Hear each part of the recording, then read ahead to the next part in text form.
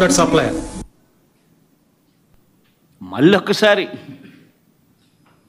మరొక్కసారి ఇంగ్లీష్లో కూడా చెప్పాడు, నేషనల్ మీడియాకు కూడా చెప్పాడు.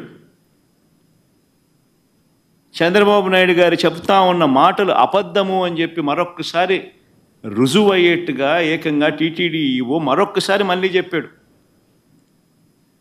అసలు ఆ వాడనే లేదు, ఆ ట్యాంకర్లు వాడనే లేదు, ఆ ట్యాంకర్లను వెనక్కి పంపించాం, టెస్ట్లలో ఫెయిల్ అయిపోయింది కాబట్టి అసలు లోపలికే పంపించలేదు, వెనక్కి పంపించేసాము, అసలు వాడకంలోకే తీసుకుని రాలేదు అని చెప్పి తాను మరొక్కసారి రీట్రీట్ చేస్తూ తాను చెప్పాడు. చెప్పినా కూడా మళ్ళీ సెప్టెంబర్ 22వ తారీఖున చంద్రబాబు నాయుడు, నేను అబద్ధాలే చెబుతా, రాజకీయ ఉద్దేశాలే నాకు ముఖ్యం,